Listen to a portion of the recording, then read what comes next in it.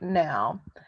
Okay, so today we're going to be talking about California's Mexico just a bit. I'm realizing that part of this week ends up feeling pretty repetitive because we have already covered a fair amount of this while talking about the history of Santa Barbara. So bear with me. I took a risk and this lecture branches out a little more, but I also have a surprise for you. So a gift.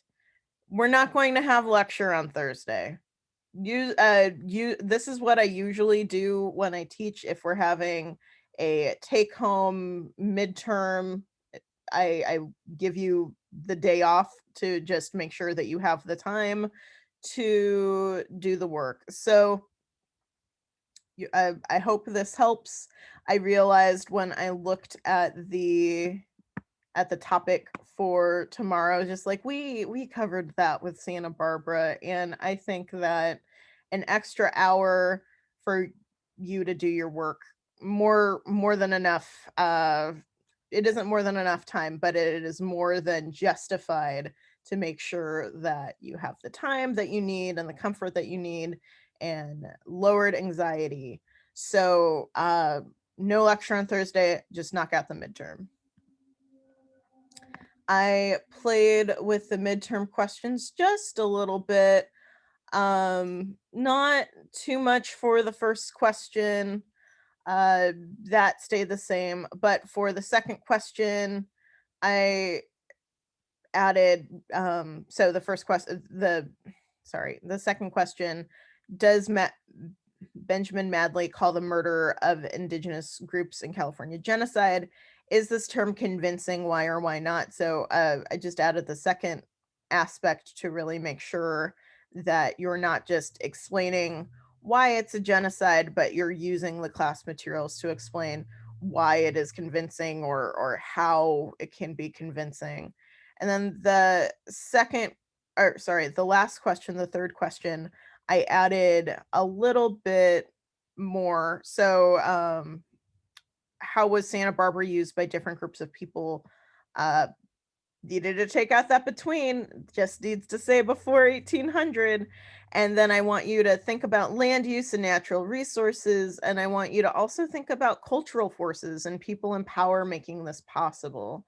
So you're thinking about land use, but you're not just thinking about the materials. So for example, people used redwood to make all sorts of things, but I want you to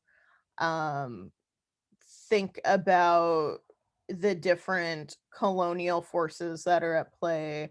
I want you to think about the role that religion plays in, for example, making the mission. I want you to dig in a little bit deeper. This question is about land use, but it's also just about, and then for the chat, yes, I will change the wording a little bit on Gaucho Space, but it is up there. Okay, let's see. So yeah, third question, land use, but dig in to think about not just the material. What do I mean by people in power making this possible? So there are, I basically just didn't want to give away the plot of this, which is that there are different European empires that we talked about a little yesterday, but then also in the last 2 weeks. But what I mean here, people in power, there are military forces that are making this happen, making a presidio. There are religious forces making parts of Santa Barbara possible by making Andrew, you're not muted. Andrew, you're not muted. You're good. No worries.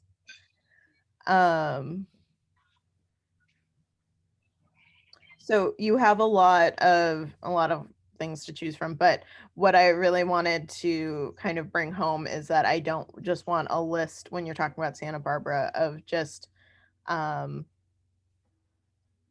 a list of different natural resources that are used, but I want you to focus on the people who are using the resources, um, and then thinking about why they're using the resources, how they're using them. So the Chumash are using the redwoods to make tummels.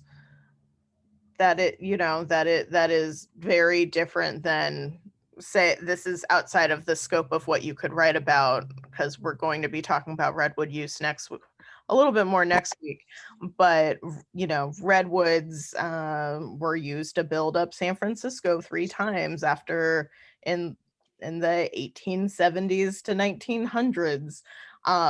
So thinking about dynamics of power while thinking about using natural resources.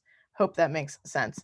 So how they make the city so make the city possible, meaning how Santa Barbara grew from a collection of Chumash Chumash villages with a couple thousand people to a bustling mission city by 1800. I hope that helps. I don't want to say too much more because I feel like I'm just giving you the answer. Yeah, hope that helps. Oh, crud. Close the chat when I saw. Okay, great. I'm glad that was helpful. If you have any other questions, just wait until after class and I can answer them more directly. So today we have tons of animals to talk about. Jazz, I think these are your babes.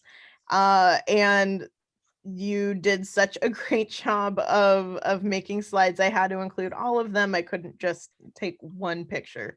So this is Basil. He just turned 5. He sounds like an Ewok. He kind of has the face of an Ewok, which I really appreciate. We can see that right here. Oh, look at that little nose guy. Oh, what a joy. And this is Blue. He thinks he's a dog.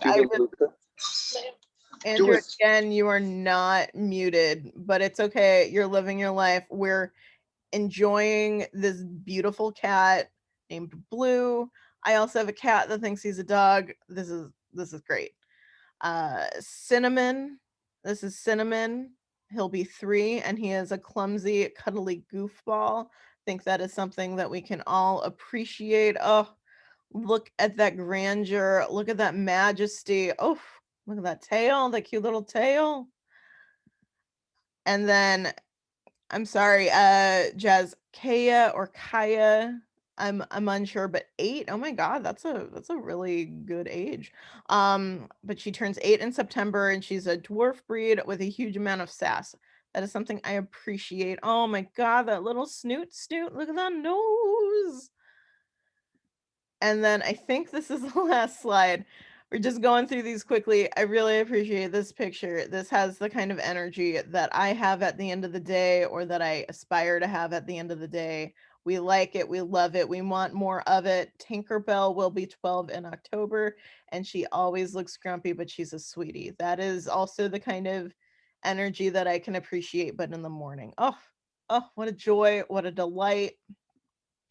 Thank you so. Yes, we do stand this energy. The combo of just complete contentment and then grumpy sweetness is just so cozy, so comfy. Let's talk a little bit about California under Mexico. I wanted to think of a better transition, but we're here. Also, Henry stepped on my computer sometime late last night. Don't look at me. You know what you did.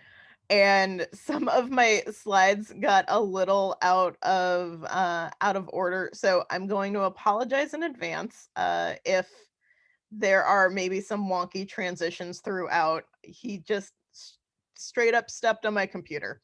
So that's, oh man, I have too many pets. So California under Mexico. Mexico comes into power, deals with Spain. Spain kind of Spain's empire starts retreating. Mexico becomes its own entity, and Mexico is controlled Mexico controls a large portion of the present day US Southwest. So, New Mexico, Arizona, Nevada, and California. And to get more, to get kind of more people power in the area, to get more, and by people power, I mean people who are interested in making this conception of Mexico into more of a European empire rather than a collection of indigenous groups. The Mexican Congress jumps on a similar plan as to what the US is doing at this time, and that is selling land grants. So they are selling land grants of Mexican land. They're especially interested in getting folks from America. So this is mostly what we would consider East Coast, or a little bit a little bit of the Midwest, but they're very interested in getting Americans to come over to Mexico because they have the um, the rights that come with being an American citizen. They also have the resources that come from being an American citizen. And just generally speaking, Americans at this time, as understood by the Mexican government, could be really useful for figuring out how to make Mexico into an empire that is more closely aligned with European values, but not as tied to the Spanish monarchy. Obviously, they wanted to part ways with them, but also not as explicitly tied to the Catholic Church. They wanted a more secularized kind of conception of what they had before with Spain, but with more autonomy to do what they want, and not just for a king and queen who are far, far away. So this is the period of the Californios. We talked about this again in our long history of Santa Barbara. Um, so by the early 1820s, California only had about 3,200 colonists that felt far away from their government. So, in addition to traders and travelers, U.S. Euro-American settlers arrived, like I said, and but it didn't quite work out how they wanted it to. For the Mexican government, it didn't work out how they wanted it to. Because these settlers didn't help Mexico in the way that they were hoping, and they actually called for independence from Mexico. So this increases tensions between Mexico and the United States, which were, for the most part, tenuous from the beginning, uh, because of something. Let's see if I remember to put this slide in correctly. Nope, come on. Okay, we'll go back for the other ones. But because of manifest destiny. So, manifest destiny is a term that was coined by John O'Sullivan, and it was the widely held belief that American settlers were predestined to expand and occupy the entire North American continent from the East Coast, where they already were, to the West Coast. So, concept generated this concept was generated by the potential of a new earth for building a new heaven. So if you take history 17A, this will be, or if you have already, this is something that you're probably already familiar with, the idea of the land of the US being some sort of like new heaven, or a city on a hill, or just a new haven of for human freedom and the ability to just do what you want. So manifest destiny really during this time of expansion in the early 19th century just kind of takes over everyone's imagination. Everybody wants this little slice of heaven. So, Manifest Destiny provided America the largest acquisition of US territory, which we'll get to by the end of this lecture. And President Polk, who we'll talk about pretty quick, used this to justify a war with Mexico. But before we get too ahead of ourselves.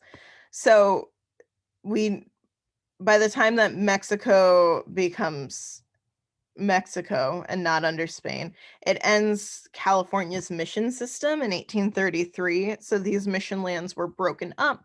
And like I said, huge land grants were given to some of the wealthiest California settlers. So they in a way that is similar to 20th and even 21st century capitalism, there are lots of deals that are brokered just trying to get rich people more access to land, like natural resources and land, to ensure that they will develop the land in a way that will make the area more profitable and in turn benefit the whole of Mexico. Again, that was the hope.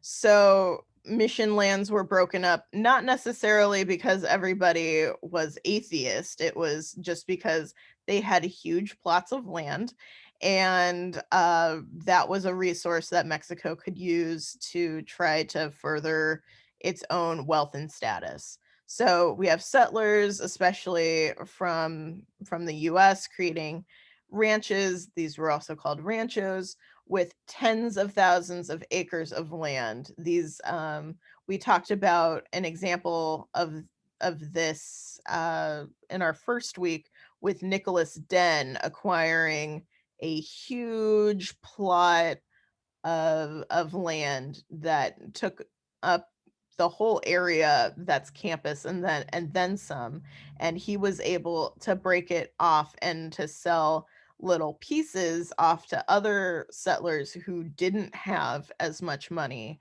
um, and then he was able to make a profit from that. So we also have vaqueros or cowboys who are managing large herds of cattle and sheep. This was one of, especially in areas with large coastal grasses, which coastal grasses or just rangelands generally, which honestly is most of the state, where we have some beautiful forests, but man, oh man, do we have a lot of rangeland and grasslands between the coast and the Central Valley. So these cowboys were managing large herds of cattle and sheep. And then with mission secularization, you have indigenous people who are freed from missions, but their lives didn't change as much as you'd think. So things, they are not being abused by the missions. With the mission system ending, friars are not necessarily going out of their way to, use corporal punishment or anything like that. But also, most indigenous folks were not as easily able to just slip back into their old lives. In fact, many weren't able to.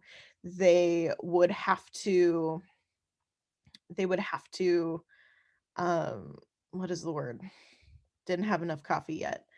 They A lot of their land, the villages that they had already, that they had been on, their ancestral areas, were used for something else, though they were not available. Siexton, that we talked about in the downtown, what's now downtown Santa Barbara area, that was already developed. They couldn't just go back to that, and they also didn't have the money to try to buy up some of their ancestral lands.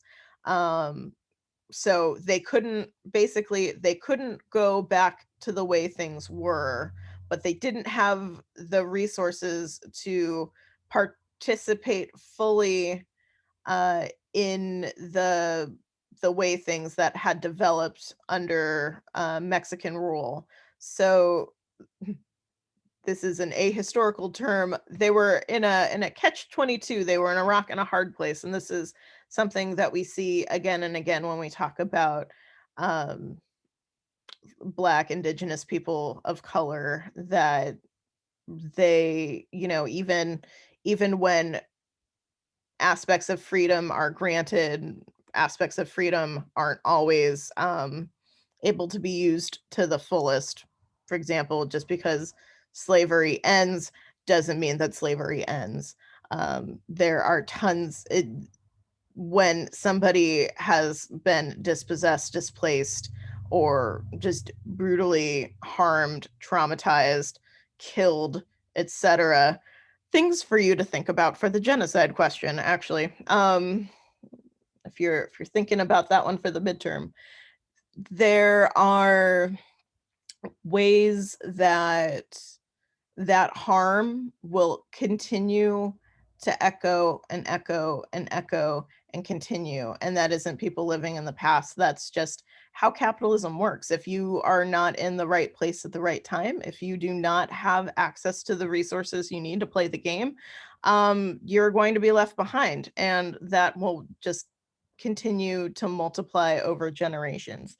This is a very shortened version, right, of a thought that is in a whole shelf of books in the library, but this is something to consider as we go on, because today we are ending with um with California statehood. We're going to, or what led to California statehood. And it, just because things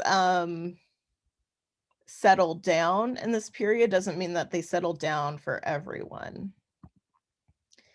So California under Mexico, again, we have Euro-American pioneers who are arriving in California. They're establishing farms, towns, businesses. We have John Sutter. Sutter might sound like a familiar name. He builds a fort in Sacramento, and that becomes a stopping point for pioneers. So we have the establishment of infrastructure by Euro-Americans for Euro-Americans to bring them into what is still a foreign country. This is Mexico. We already talked about Manifest Destiny. This may seem a little outside of the scope of what we're going to talk about, but because this is Texas history. But at this time, because Texas was also part of Mexico, California is also part of Mexico. When we're going to be talking about the Mexican-American War, when we're talking about the Mexican-American War, what comes from it, I'm spoiling things a bit, but California and Texas, these two huge land masses, end up becoming part of the US. So Alamo is in Texas. It's in San Antonio. It is a fun little stop to go if you're ever in the area. But all of this is to say is that the Alamo is, even though it's in Texas, still related to this history because it was a huge point of contention between the US and Mexico. Even though the folks who were involved with the Alamo, so the Alamo was March 13th, 1836. General Santa Anna, who we will talk about in a minute, defeated American defenders of the Alamo. So these are Americans. They're in a foreign country, but they're Americans. This is important. And 187, though some say 188, depending on depending on how you fall on a Davy Crockett debate. We're not going down those weeds. 187 soldiers or defenders are killed. So this is a Texas American fight for independence. They truly want independence from, oh, got something in the chat. They want independence from Mexico. They don't want to necessarily be part of the US either. Okay, so in the chat, I got a question, a direct question.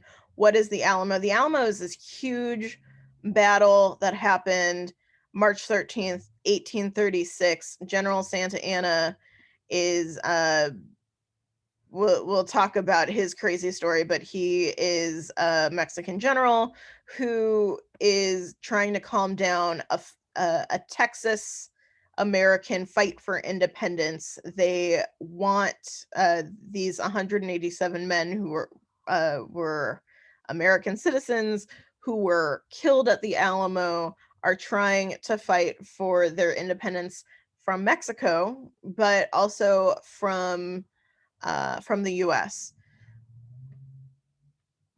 Hope that makes more sense. I don't want to get too far in the weeds because again, this really is more Texas history, but it's connected here. So we have this idea of the Alamo, this idea of men fighting and dying for what they believe is a just cause, and the just cause is independence from any real governing body. They just want to be themselves. So 13 years later, there are American soldiers who are still fighting or still talking about and yelling, "Remember the Alamo." And this happens at one of the last battles of the Mexican-American War. Again, I'm spoiling the plot, but this was the Battle of San Jacinto, and they defeated Santa Anna. They were very happy to because we can see him right there, and this eventually made Texas a free state that wanted to join the U.S. Again, we are not going to go down the weeds of why the mess that it took for Texas to become a state, because it has to do with a lot of powerful landowners over there wanting to make Texas a slave state. It becomes very messy, and this is a California history class, but this is important because this is one of the first kind of flashpoints that inspires the Mexican American War. The other one is more focused in California, and this is the Bear Flag Revolt. This happens in 1846. Why did I make this the transition? Okay, so we have the Bear Flag Revolt in 1846. So John C. Fremont, who you can see here at the bottom, was sent to control the coveted lands of California. So not to dunk on Texas. There's lots of awesome things in Texas. However, California has much more coast that can be controlled, and California has a lot of different natural resources, partially on the coast with, fishing and being able to import and export throughout much more of the state, but also consider all of the rangelands, consider all of the mega flora and fauna that can be killed. You can eat grizzly bears here, as we talked about yesterday with Los Osos being the bear in San Luis Obispo. So there's lots of things. California, super hot property, always has been, probably always will be. Not to toot our own horn or anything, but we have a lot to offer just from a natural resource standpoint. So, claiming to be on a mission to find a route to the Pacific, Fremont began encouraging a parallel rebellion among the American settlers. So, we have Texas Texas folks trying to fight for their independence. John C. Fremont's like, that's a good idea. Why don't we try the same? So he led a group of 33 settlers in Sonoma, and he was assisted by volunteers in the Sacramento River Valley, and captured the Mexican garrison of Sonoma, so a military point. And he raised a homemade flag, which you can see here, with a bear and a star to symbolize their taking control. So this was really before word of the hostilities reached the far west, so it's very hard to communicate things. This was the first real moment of Californian unrest. There was a there was just generally less hostility in California between the Euro-American settlers and the other Mexican citizens.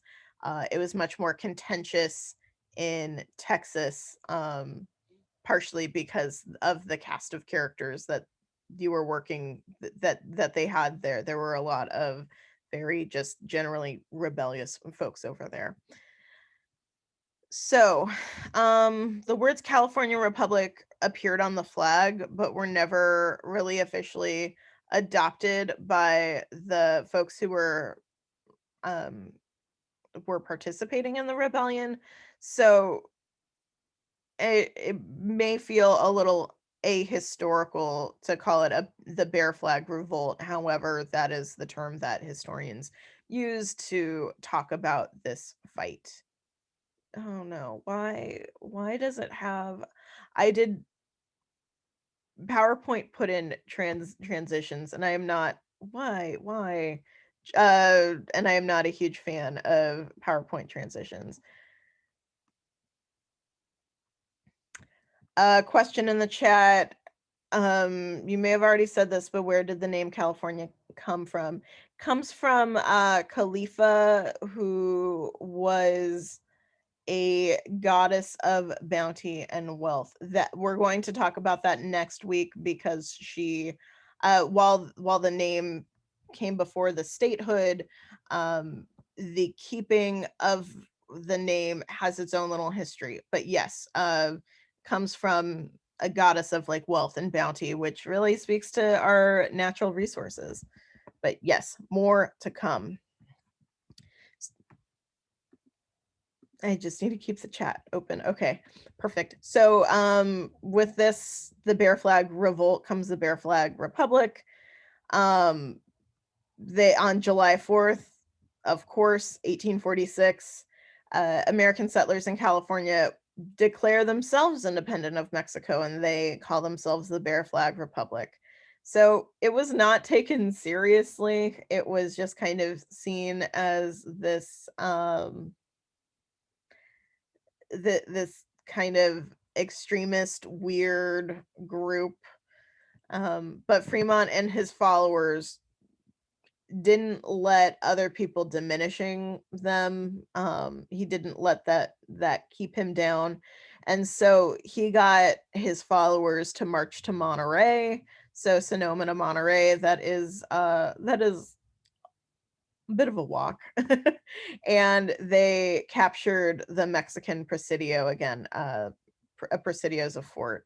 And so by 1847, California was secure. And by secure, I mean they're pushing Mexican control out. So by July 7th, 1846, so just 3 days after this takeover, Mexican Congress officially declares war on the United States. So this war lasts a little less than 2 years. So you can see some of the movements of troops going on.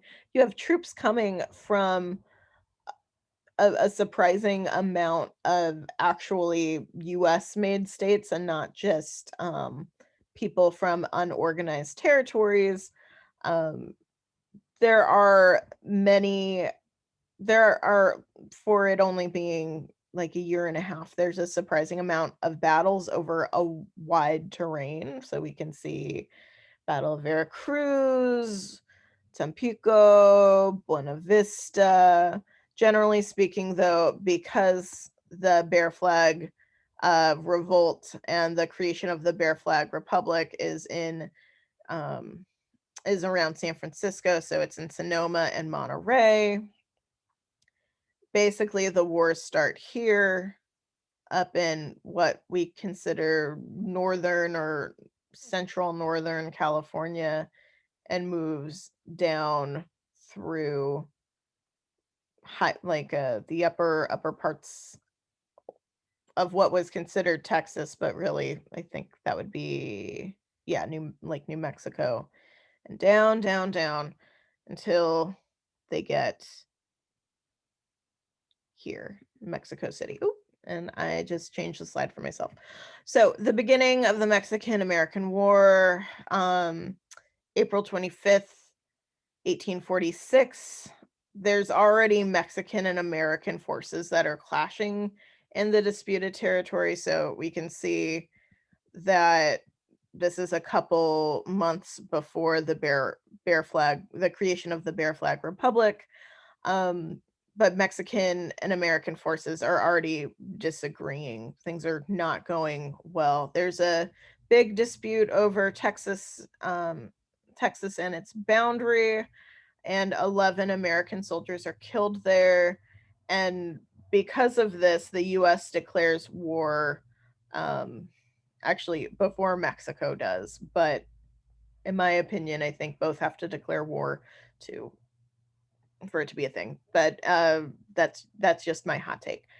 Anywho, American armies moved into California, New Mexico, and Texas to defend territories, and California and New Mexico surrendered. So we can see here we have folks coming from.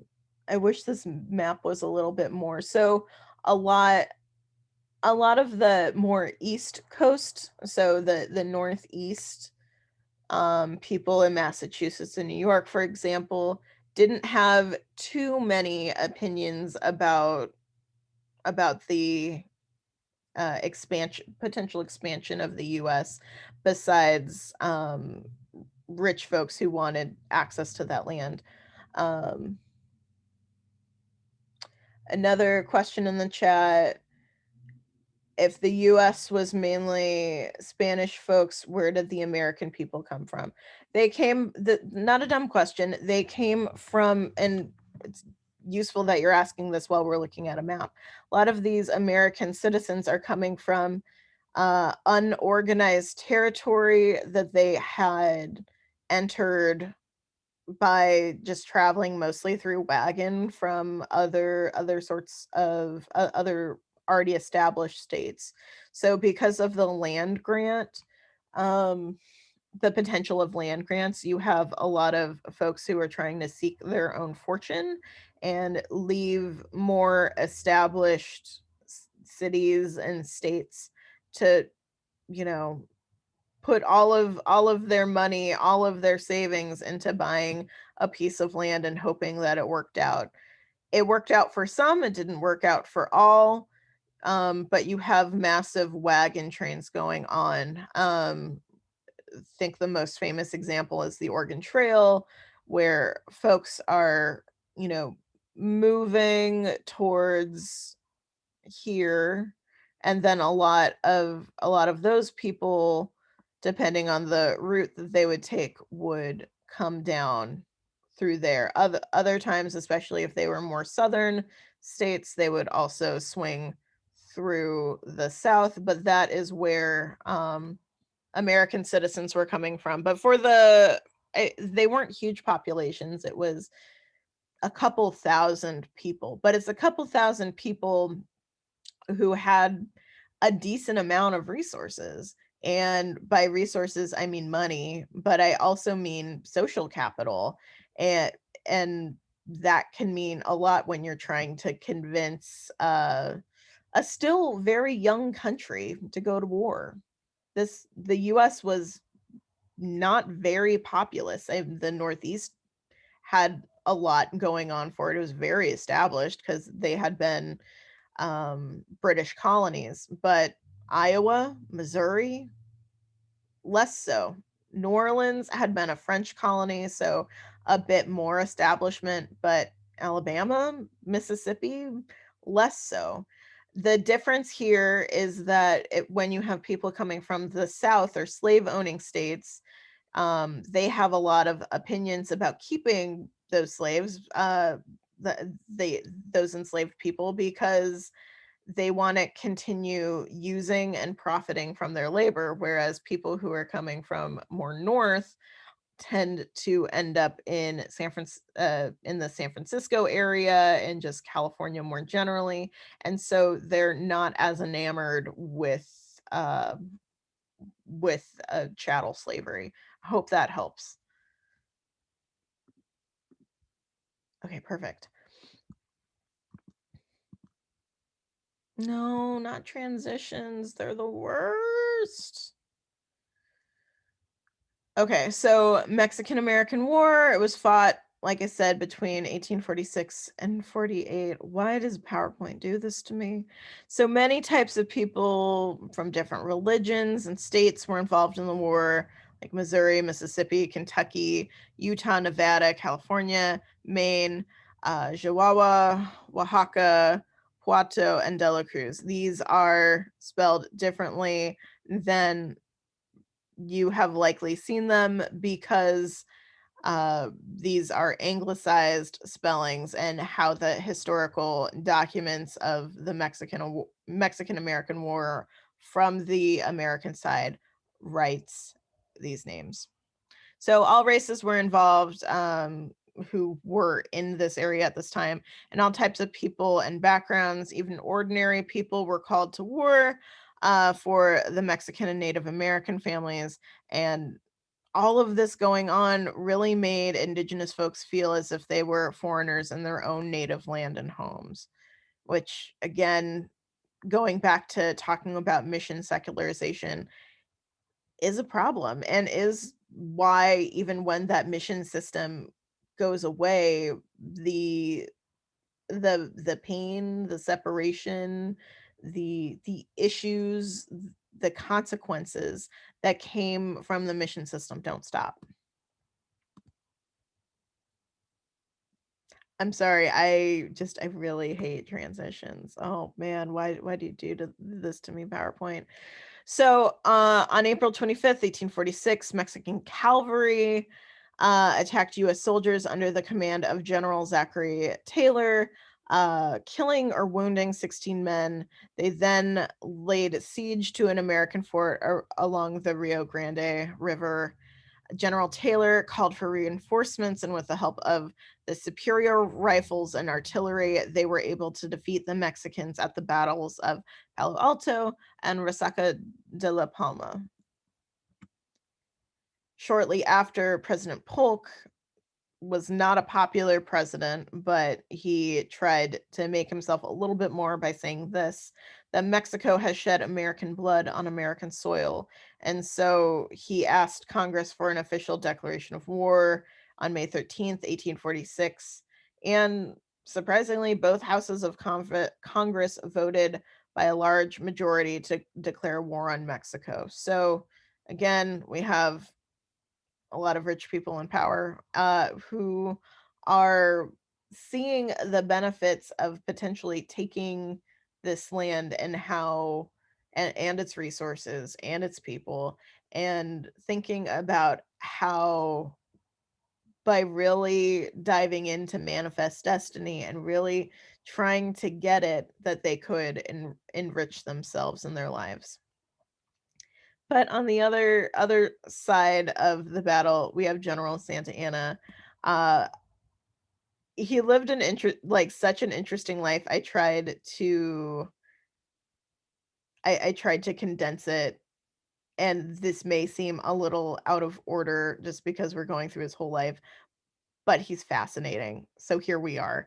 So Santa Anna, sometimes called the Napoleon of the West, take that how you will, was a Mexican political leader, general, and 11-time president who greatly influenced early Mexican politics and government. So Santa Anna fought first against the Mexican independence from Spain, then he was in support of it.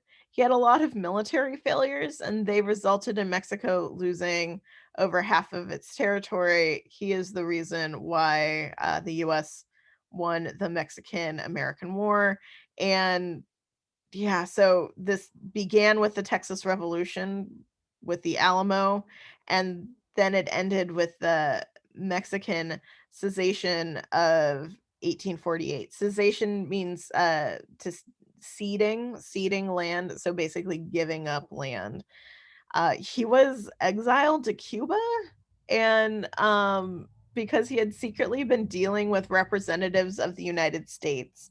And then he pledged if he were allowed back into Mexico through US naval blockades, he would work to sell all contested territory to the US at a reasonable price. So he's definitely a person who wheels and deals. He likes to go, he kind of served whoever would serve him. He also looks very dapper in his military outfit, and uh, he he is who the city of Santa Ana is named after. And if you've ever heard talk about the Santa Ana winds, that he is also the originator of that term. So, Treaty of Guadalupe Hidalgo, which hopefully you read some of in the for the reading today. Sorry, I got distracted by the chat. David says the turtleneck is going crazy. Let's look at that. Yeah. That turtleneck is not messing around. It is up to his chin. He is in his shell, but he is doing just fine. Hopefully you read some of the Treaty of Guadalupe Hidalgo. February 2nd, 1848, Mexicans signed the Treaty of Guadalupe Hidalgo. Mexico ceded or gave up all of California and New Mexico. Under the treaty, Mexico also recognized the U.S. annexation, so the separation. Sorry, again, the chat. Annexation of Texas, and they agreed to sell California and the rest of its territory north of the Rio Grande for 15 million. That is chunk change. It was a lot then, but it wasn't enough, right? So 15 million plus the assumption of certain damage claims. The terms? Why are you doing these transitions to me? So the treaty gave the US the area of New Mexico, Arizona, California, Nevada, Utah, then portions of Colorado and Wyoming. So we can see the state lines as we understand them now, and we can see what Mexico gave up. I mean, thank you PowerPoint for giving me that transition. You guys are really going for Santa Ana in the chat in a way that I really appreciate. So, how did American victory affect the United States? So, it took away more than 1/3 of Mexico's claimed territories. For the Americans, this was their first real war or fight with a foreign country. So, I mean, we had the Revolutionary War, but that was against Britain, which is where many of the colonists had come from. There were also issues with France in what's now considered the Canadian, like the Canadian border with the US. But again, that felt less like a foreign country because they were a lot of the US citizens who were involved in that were also from France. So this is the first time that you had soldiers who had no relation to the country that was being fought at, and they would actually go out. Of course, you had people who were, potentially Mexican, half Mexican, etc. But you also have soldiers who are coming from Mississippi and Alabama who have really no idea what's going on, but they are doing their due diligence as American citizens and American soldiers. So the war resulted in the US acquisition of more than 500,000 square miles of Mexican territory, which again extended westward from the Rio Grande to the Pacific Ocean. Manifest destiny at its finest, I guess. Oh, I meant to take this one out. Sorry.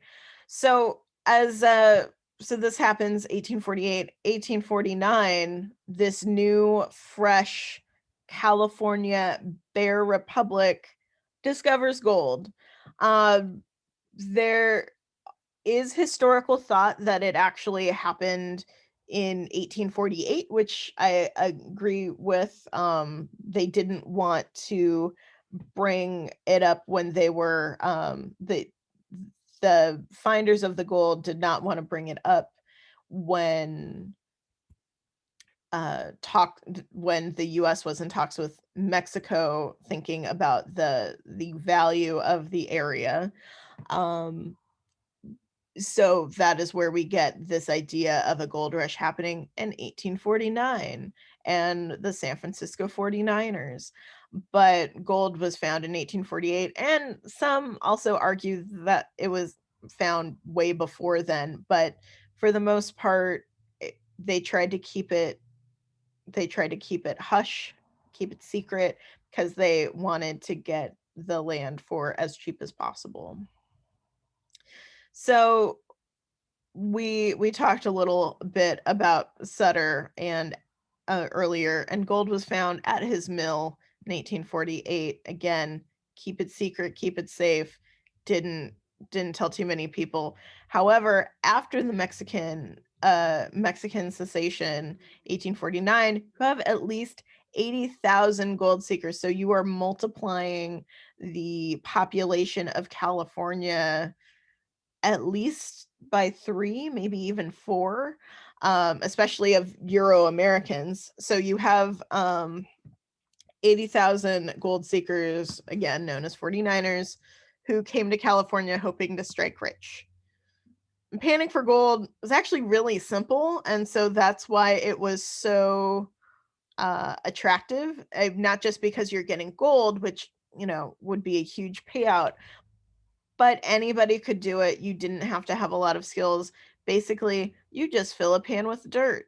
Then you put the pan underwater and you shake it and you see if any gold settles. That is literally all you have to do. If you go to Sutter's Mill today, or if you go to there are tons of places in California where they'll still do either real gold, a semblance of real gold mining, or just kind of a planned thing, but you can see really how simple this process is. So here's Sutter's Mill. Here is a modern example of trying to pan for gold.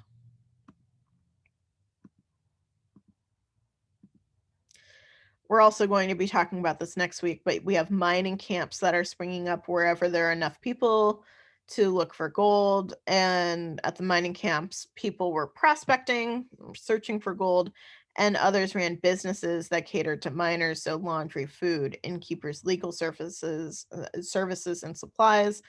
Um, at this time, there's famine and economic hardship in China that's bringing many Chinese to California. And as we will talk about next week, they face discrimination and a high tax on foreign miners. And that is all I got for you. We are just at time anyway. So, does anybody have any questions, comments, concerns? I'm going to stop recording.